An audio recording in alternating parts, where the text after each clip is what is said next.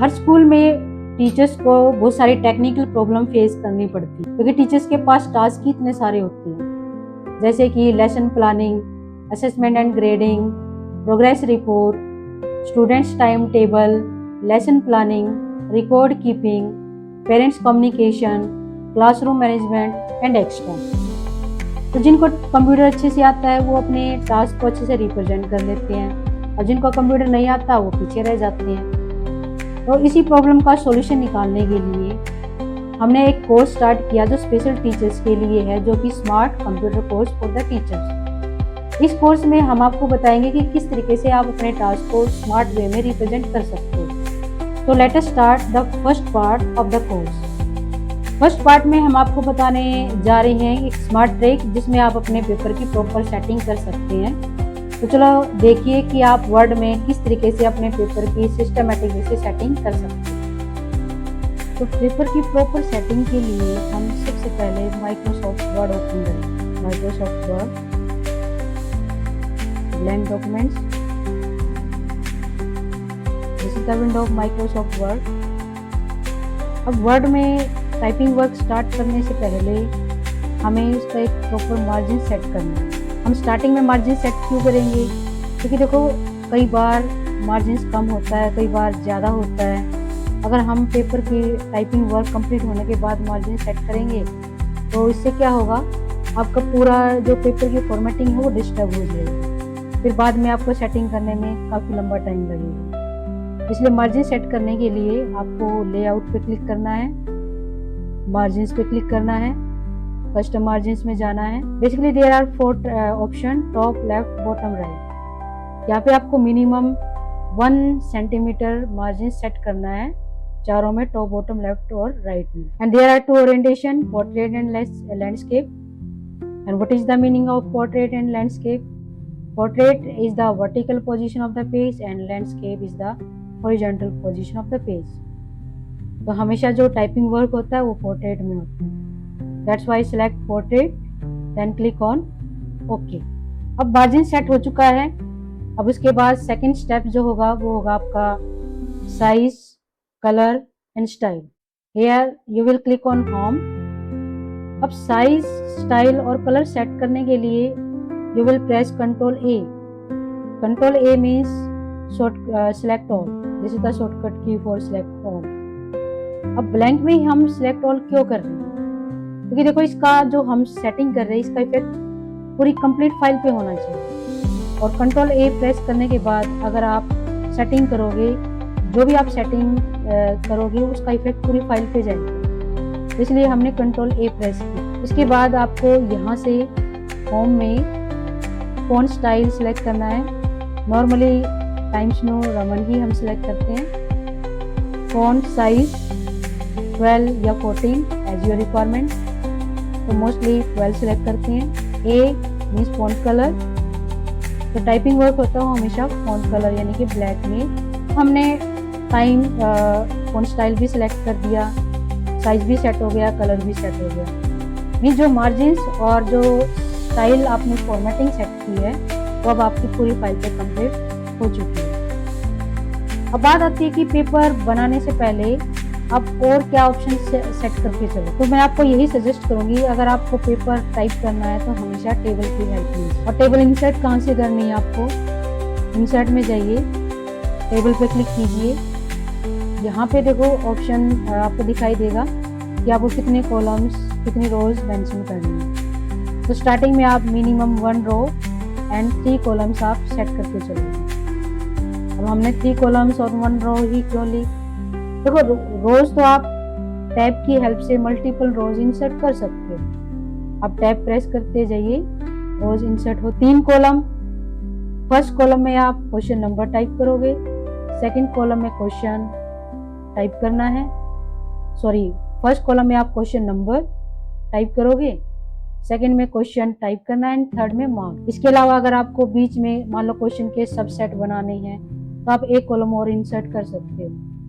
अब एक और कॉलम इंसर्ट करने के लिए आपको जिस कॉलम के साथ इंसर्ट करना है ब्लैंक कॉलम, अब राइट बटन क्लिक करोगे इंसर्ट में, देन कॉलम टू लेफ्ट और राइट। बी रिमेंबर जिस कॉलम में आपका कर्सर है उस कॉलम के लेफ्ट में या राइट में ब्लैंक कॉलम इंसर्ट हो जाएगा। तो आप अभी ब्लैंक कॉलम है हमारे, तो चॉइस आपकी लेफ्ट भी ले सकते हो और राइट भी ले सकते हो। एक कॉलम और इंसर्ट हो जाएगा। इस कॉलम की विड्थ को सेट करने के लिए ये जो आपको लाइन दिखाई दे रही है, एग्जैक्ट इसके ऊपर आपको कर्सर लेके जाना है, लेफ्ट बटन प्रेस करके कॉलम की विड्थ को सेट करना है। उतनी ही विड्थ रखिए जितने में आपका क्वेश्चन नंबर आ सके। उसके बाद लास्ट में जिसमें आपको मार्क्स एंटर करने हैं उसकी भी विड्थ आप इतनी रखोगे जिसमें आपका क्वेश्चन आ सके। उसके बाद हमारे कॉलम की विड्थ सेट हो चुकी है।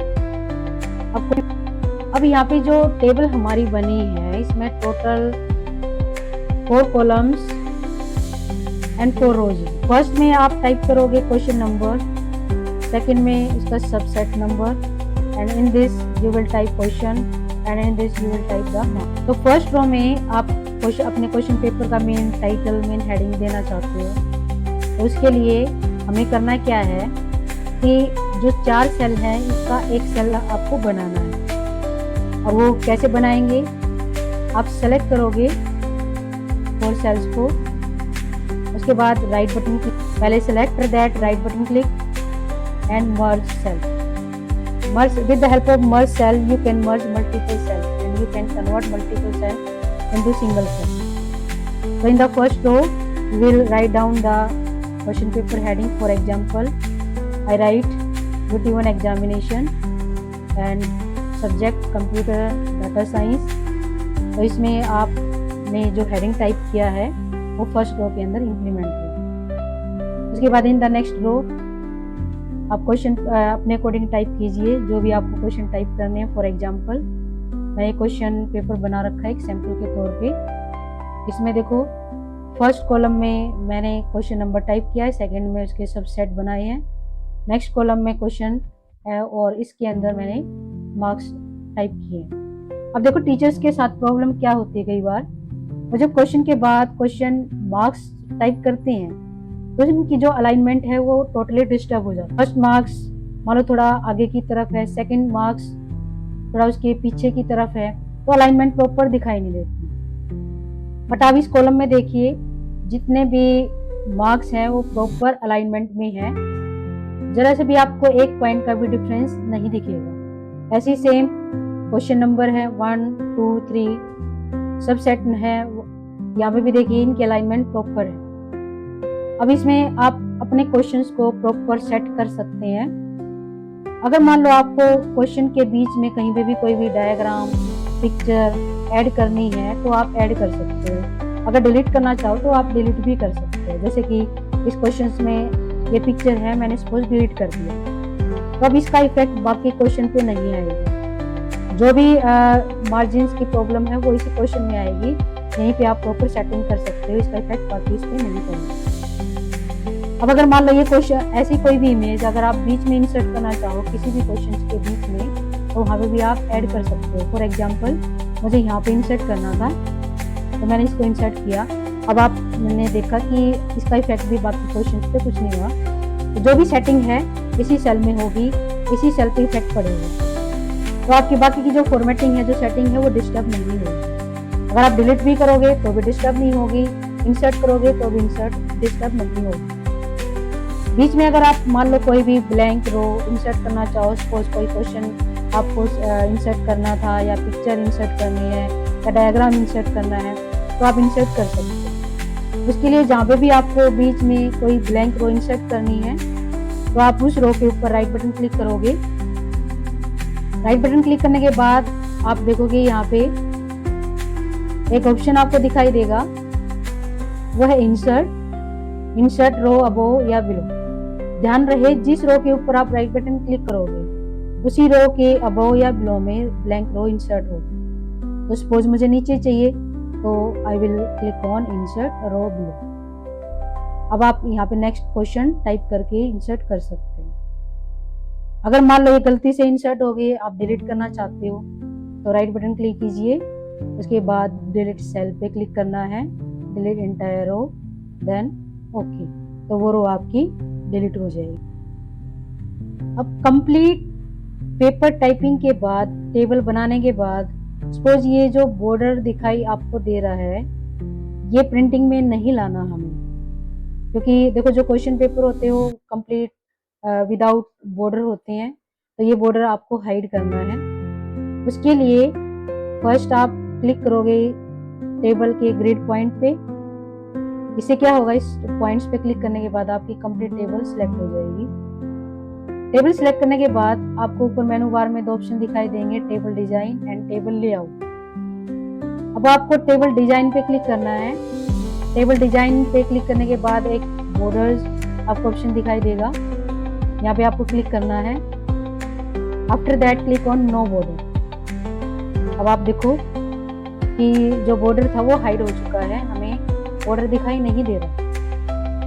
जब आप प्रिंट निकालोगे तो जैसे आपको ये दिखाई दे रहा है ऐसे ही प्रिंट निकलेगा। अब सपोज आपको अगर मान लो बॉर्डर दोबारा से चेक करना है कि प्रॉपर सेटिंग है या नहीं है, तो आप अपने टेबल को दोबारा से सिलेक्ट करोगे। सिलेक्ट करने के बाद टेबल डिजाइन में बॉर्डर, ऑल बॉर्डर पे आपको क्लिक करना है, दोबारा से बॉर्डर डिस्प्ले हो जाएगी।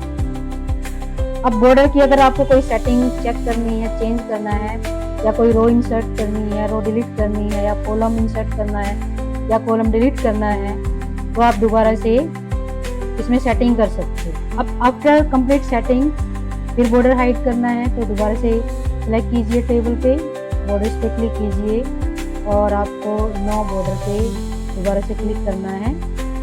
अब आपका ये टेबल हाइड हो जाएगी, बॉर्डर दिख। अब उसके बाद बॉर्डर हाइड करने के बाद टीचर्स के साथ प्रॉब्लम क्या आती है कि जो हमारा टाइपिंग वर्क होता है उसमें जो लाइन आपने टाइप कर रखी है उसमें कई बार फॉन्ट हमारा मैच नहीं होता, फॉन्ट स्टाइल मैच नहीं होता। अब यहाँ देखिए क्वेश्चन नंबर 2 में इसका फर्स्ट पार्ट और सेकंड पार्ट है, इसका फॉन्ट स्टाइल अलग है और बाकी का फॉन्ट स्टाइल अलग है। अब अगर ऐसे ही हम प्रिंट निकालते हैं तो उसमें भी प्रॉब्लम आ जाती है। तो हमें फॉन्ट स्टाइल मैच करने के लिए आपको करना क्या है, हम ये सेम फॉन्ट स्टाइल इस पे भी अप्लाई करेंगे। उसके लिए हमें क्या करना है, फॉर्मेट कॉपी करना है। तो फॉर्मेट कॉपी करने के लिए आप उस टेक्स्ट को सिलेक्ट कीजिए जिसका फॉर्मेट आपको कॉपी करना है। उसको सिलेक्ट करने के बाद अब आपको यहाँ पे ना होम में एक ऑप्शन दिखाई देगा जो कि फॉर्मेट पेंटर के नाम से जाना जाता है, फॉर्मेट पेंटर। फॉर्मेट पेंटर का जो बड़ा ही अच्छा यूज है, इससे आप एक पर्टिकुलर टेक्स्ट का फॉर्मेट कॉपी करके दूसरे टेक्स्ट पे अप्लाई कर सकते हो। इसके लिए आपको पहले टेक्स्ट सिलेक्ट करना है जिसका फॉर्मेट आप कॉपी करना चाहते हो। सिलेक्ट करने के बाद फॉर्मेट पेंटर पे आपको क्लिक करना है। उसके बाद वो टेक्स्ट आपको सिलेक्ट करना है जिस पे आपको फॉर्मेट अप्लाई करना है। सिलेक्ट करने के बाद जो टेक्स्ट देखो आपने सिलेक्ट कर रखा था, सेम फॉर्मेट उस पे अप्लाई हो चुका है। तो इस तरीके से आप अपने पेपर के अंदर फॉर्मेट को भी मैनेज कर सकते हो और टेबल के अंदर अगर आप पेपर टाइप करोगे तो उसकी अलाइनमेंट भी आप मैनेज कर सकते हो। आपकी प्रॉपर क्वेश्चन नंबर, मार्क्स जो भी आपने इंसर्ट कर रखा है उसकी अलाइनमेंट एकदम एक्यूरेट होगी। इसलिए टीचर्स जब भी आप पेपर टाइप करो हमेशा टेबल की हेल्प लीजिए। Thank you, have a nice day.